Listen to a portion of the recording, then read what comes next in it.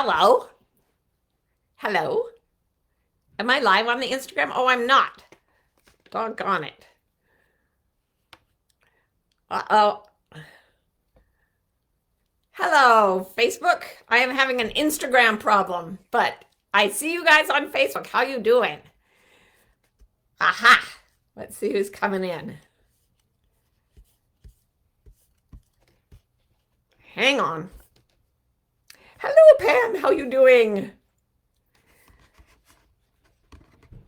Hang on, Instagram peeps. Hang on. All right. Hi, Dr. Donna. Hi, Tracy. Hi, Jonathan. So nice to see you all. Who else is here? Uh, let's see. Emily is here. Emily and Margie and Elizabeth and Natalie and Rose and Marianne. Hello. How you doing? Um, yay. Okay. Sorry, folks, on Instagram if this is not Instagramming correctly. Anyway, for those of us who have gathered here, I have things to say to you about how to make everything better, even when your Instagram fails. This will make everything better. So let's see just how many folks we got. We've got over 100. Let's get going. It's only 4:01. I'm going to try one more time with the Instagram. And I struck out. Okay. So, Facebook folks, today I'm talking about one of those things that you see online, a simple trick that makes everything better. And it literally is true. And I have been using it all week because it has been a week of extremes for me. A lot of like exciting things happening, a lot of difficult things happening.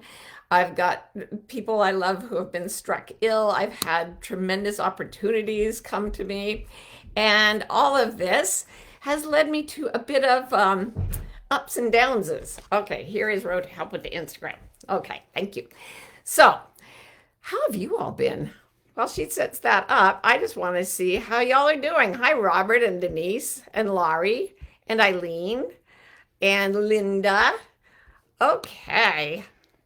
I am now live on Instagram. Thank you so much. Thank you so much. Okay.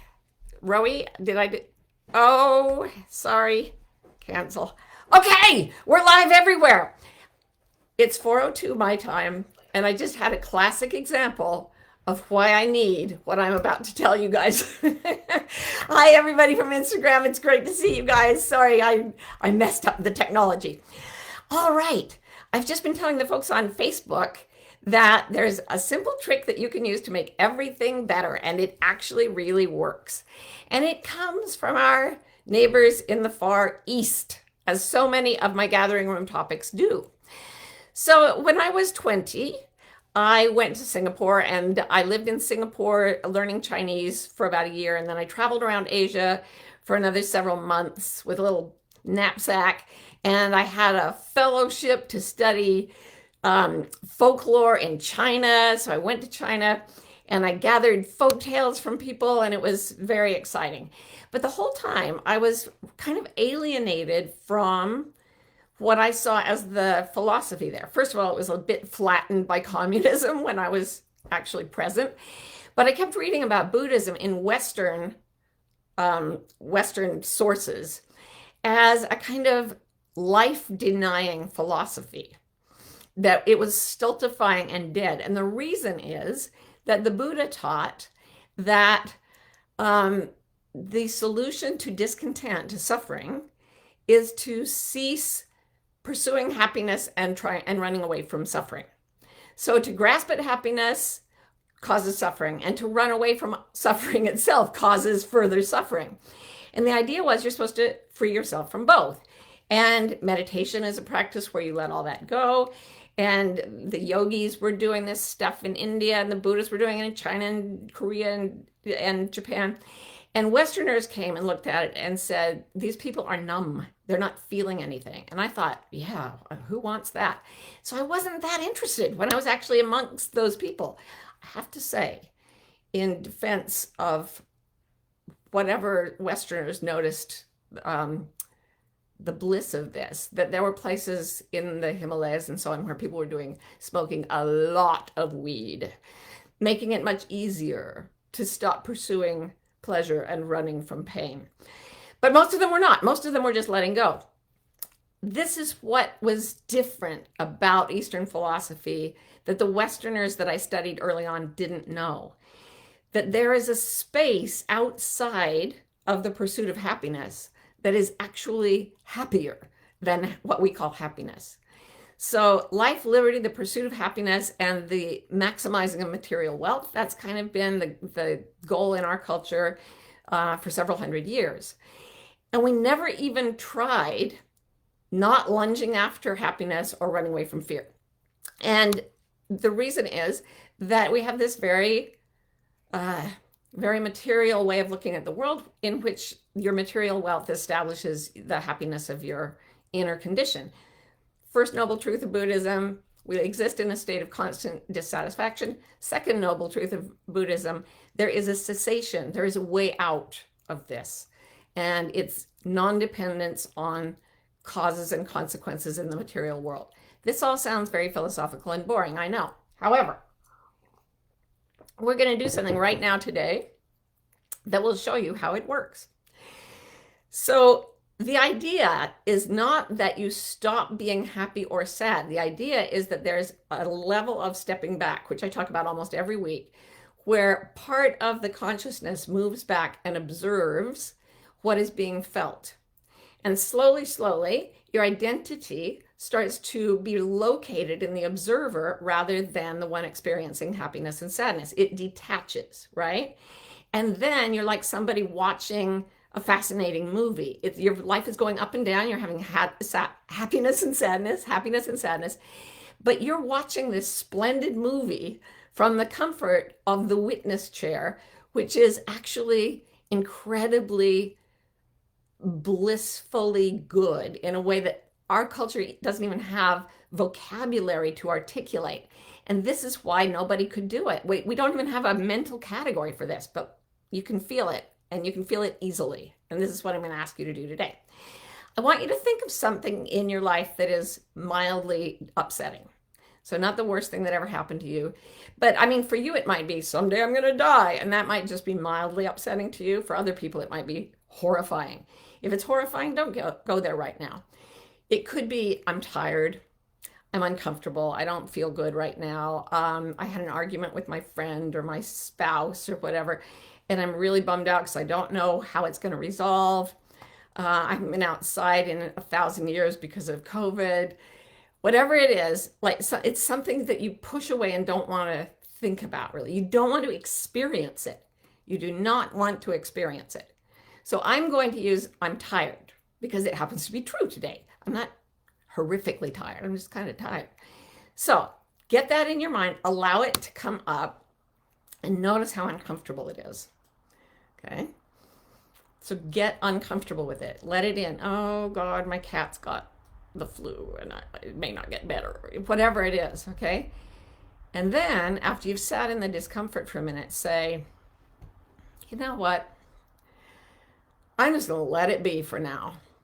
Like sing the Beatles song, Let It Be. Like, I'm tired. I'm not going to fight it. Someday I'm going to die. Okay. I'm not going to fight it right now. I'm just going to let it be as it is. I'm not happy about it, but can't change it, can't control it.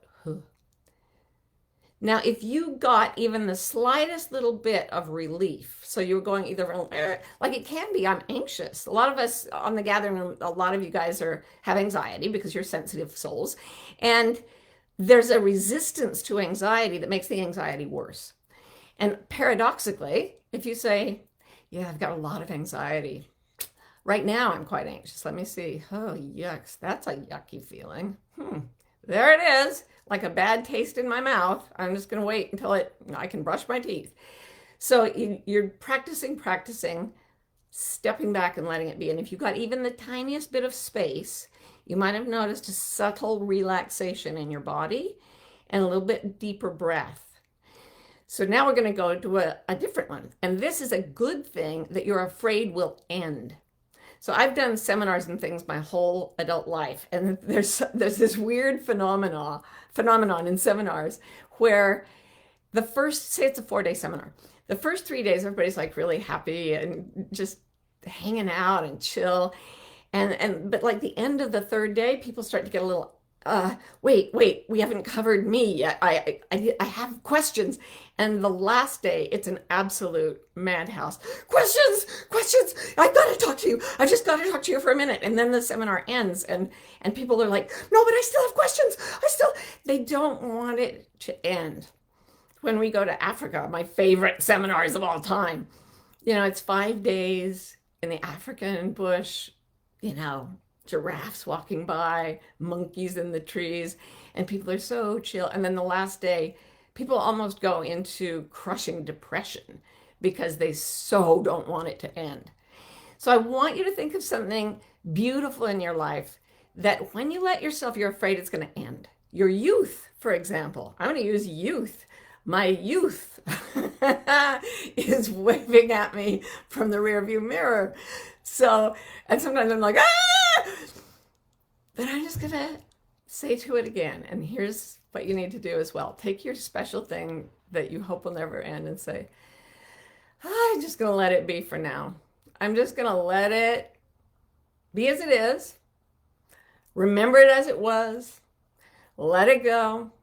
Just now. You don't have to keep this up all day.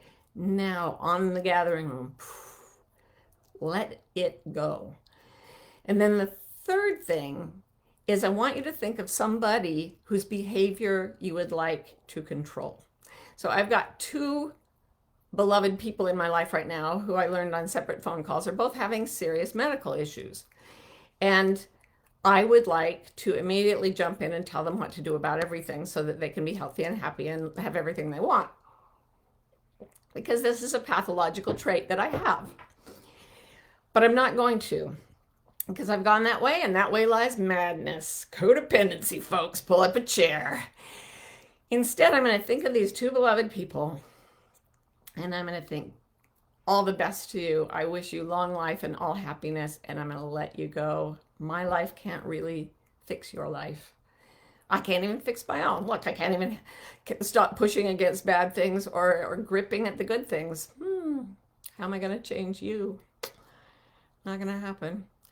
So let it go. Let it be for right now. So what happens, and we'll see when you guys start, sending in comments, that the bad thing gets a little bit of relief. The good thing feels a little less gripping, and the effort to control other people starts to give way to relaxation. Now, here is the paradox that I want you to remember. And this is the most fascinating thing. This act of saying, I'm going to let it be, I'm going to let it be, I'm going to let it be, has a paradoxical effect.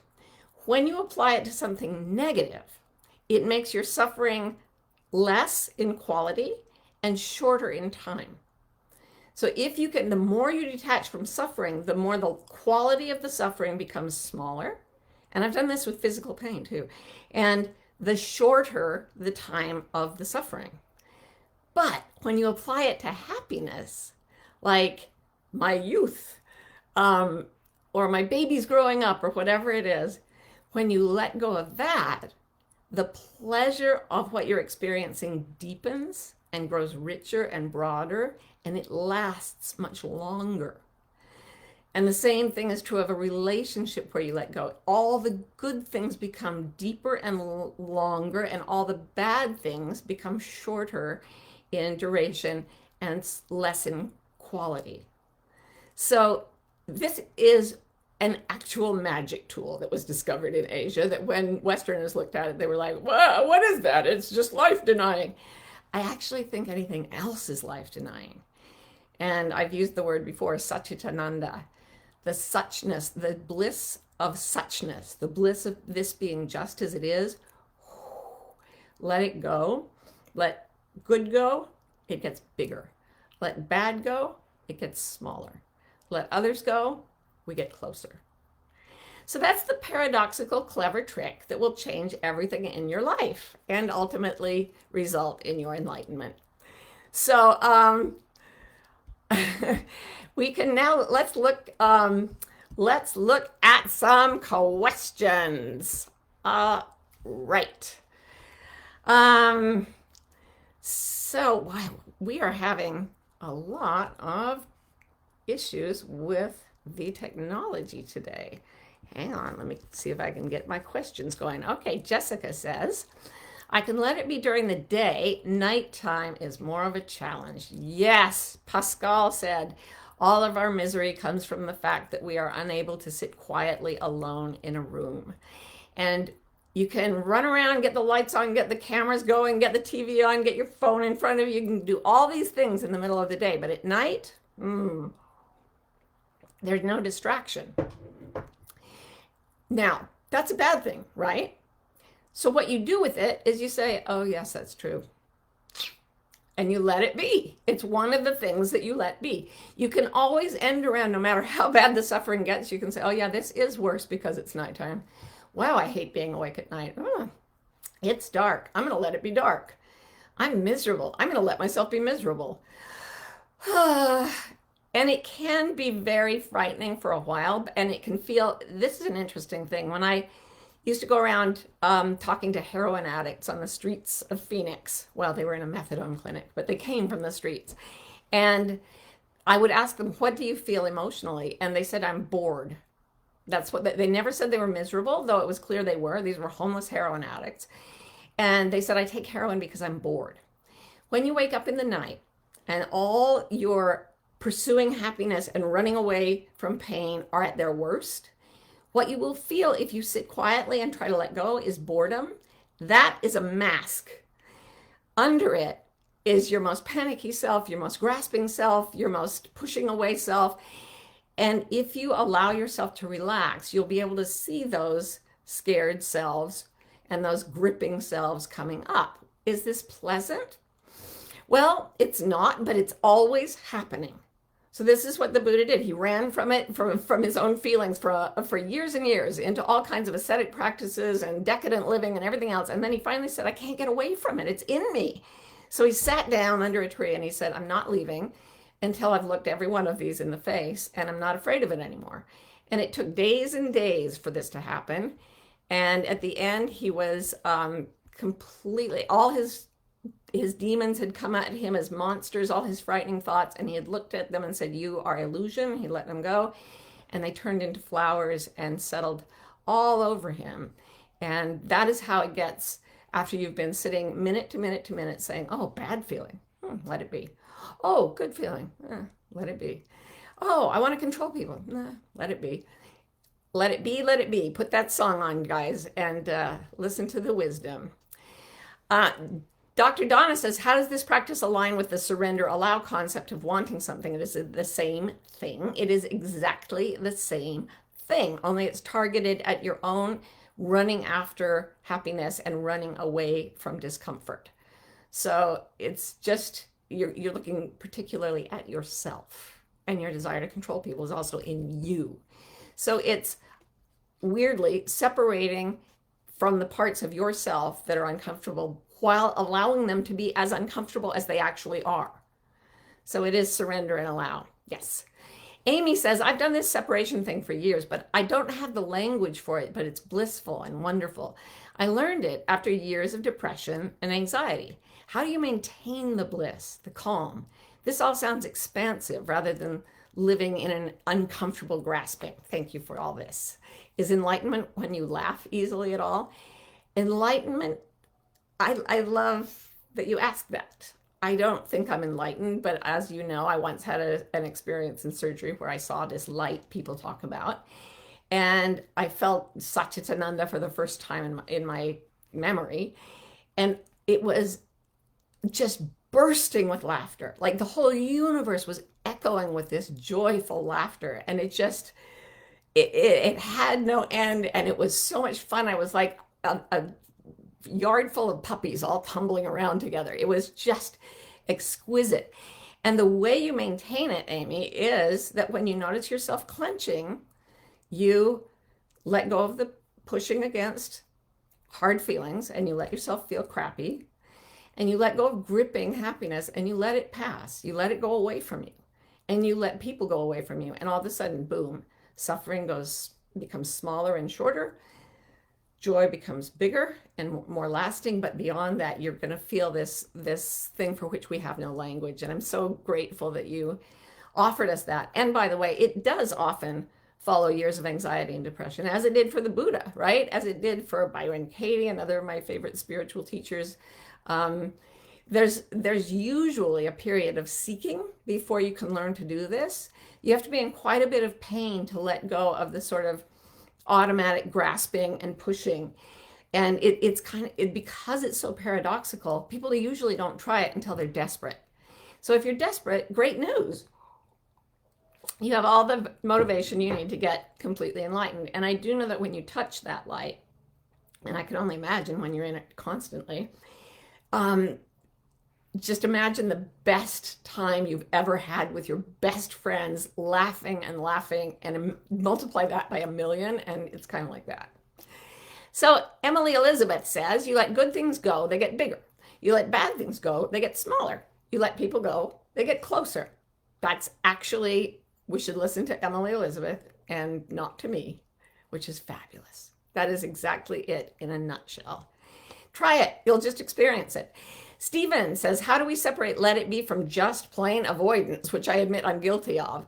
Also, is this similar to Jean Genlin's focusing work? I don't know Genlin's work enough to tell you this, so I'm just going to drop that part of it. I'm going to let it be. But just plain avoidance comes from running away from suffering and clutching at happiness. If you're avoiding something, you're like, ugh, that's resistance. Let it go and say, oh my gosh, I have to do this thing I do not want to do.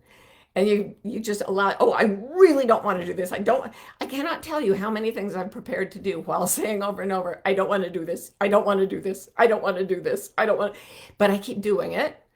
I let myself feel that I don't want to do it, because otherwise I get all clenched up and quivery.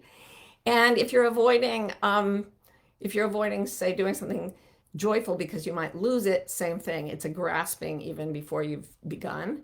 So avoidance is a sure sign that you're either pushing away suffering or grasping at pleasure, and it's a perfect time to use this little trick and see how it makes your whole life different.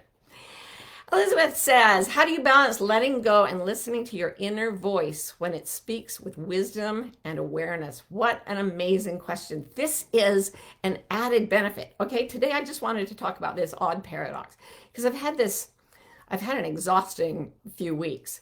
And so I've had very exciting, wonderful, happy things happen. And then I've been very physically tired and hoping that nothing bad happened because I was so tired. So I was just like watching it go. Like, when I'm on a high and I stop clinging to it, it's like, oh.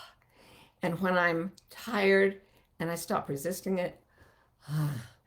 And when I want people to do things or feel things or think things and I don't make them, it's like, whew, we all come in together. But then in the quiet, you start to hear the voices. If you've ever read a book called Trauma and the Soul, I'm just rereading it. It's fantastic.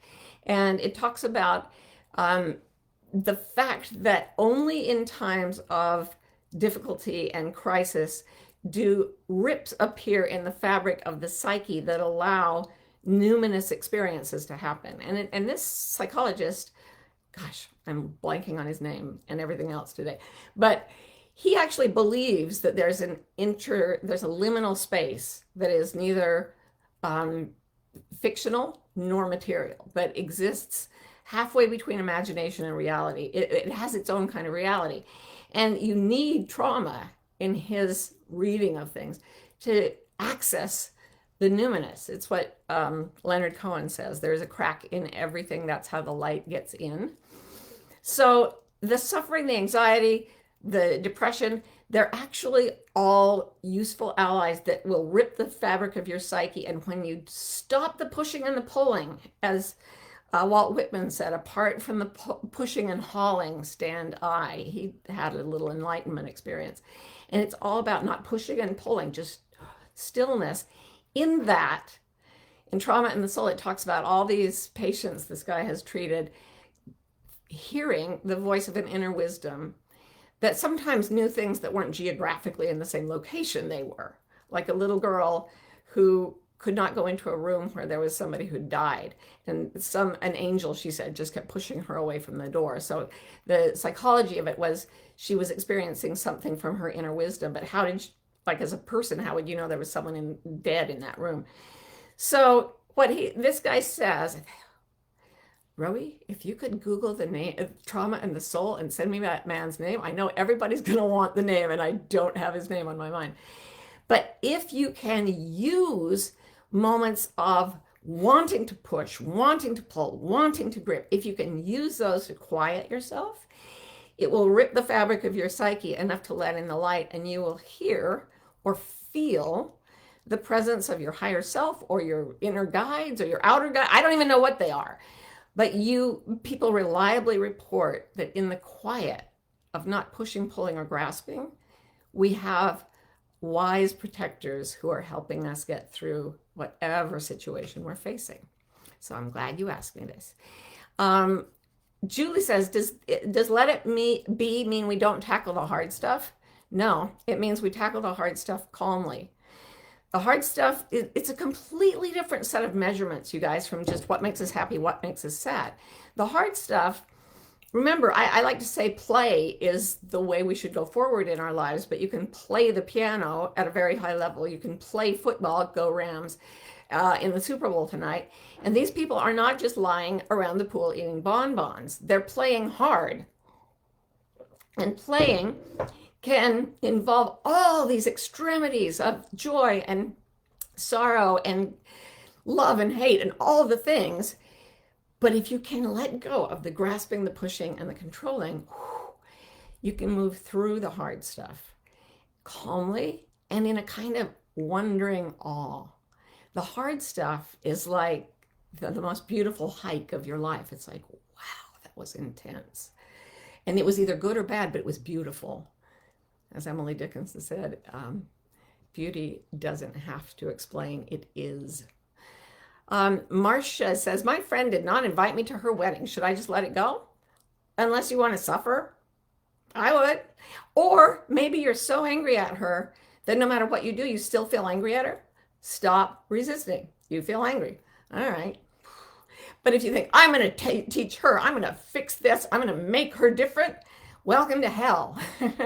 So trying to control someone, Marcia, right now, just go, all right, I'm angry. Oh, and I'm hurt. Oh, yeah. And I want to control her, but I can't. So I'm going to be with my anger. I'm going to be with my hurt. And what I said last week about embarrassment, what happens as you allow it to be is it burns up the parts of the ego that are attached to the experience.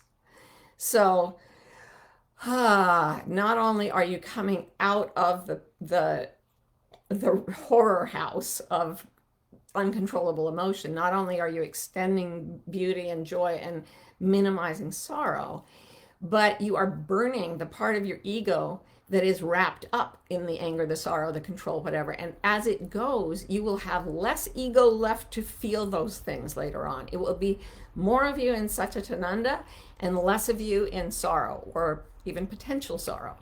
So that's the whole goal. Good luck with it, Marcia. So Pam says, is this when I start meditating, my heart pounds and I feel panicky? Luckily, it eases as I go. Yeah, when I started meditating a minimum of an hour at a time, I experienced continuous panic through every meditation for about 3 months. It was horrible. And I just sort of watched it and watched it and watched it. And then it started to go down. And let me tell you, when it started clearing out, the view it left was unbelievable. Yeah, those long sessions. I'm going to go back to some long sessions because the panic that eases opens the window to this awe that I'm talking about, to Satchitananda. And there's no other way to get there, you guys. Crystal says, how long do I have to say let it be? Once I stop, the feeling stops. Oh, well, keep saying let it be. As you can take a little prayer bead thing and just go around going, let it be, or just play the Beatles song over and over. I don't think you can say let it be too much because it's always right there. Oh, let it be. Boom. It takes less than half a second. And it always will return you to the place of Satchitananda. and then your feelings will not destroy you. Megan finally says, I met someone recently that I would like to stay in contact with. It feels desperate and clingy. I'd like to let that neediness go, but I'm struggling. Yes, excellent. You've identified that you're struggling and that you can't let go. So you let that be. Wow, I'm really struggling and I can't let go. I'm going to let that be. I'm going to say on the gathering room, I'm struggling and I can't let go. Whew, it really sucks. Like, how many of us out there have felt that feeling, Megan? You are not alone, and we are all right here with you, knowing what it feels like to not be able to let go, to not be able to stop pushing away what we fear or grabbing at what we want or trying to control people. These are our monkey features. And until we're fully enlightened, they're going to happen to us. And we can let that be. Ha ha ha. You can always let it be. It's just let it be all the way down. Ultimately, your brain runs out of tricks and you just keep repeating it like a broken record. Let it be, let it be, let it be. And instead of going into a numb, stultifying state of mind, you let go of mind altogether and you explode into the bliss of being. And you'll still have all your feelings. They just won't hurt you. I love you guys. Thanks for staying put through my technical snafus in the beginning. And I'll see you guys soon again on the gathering room.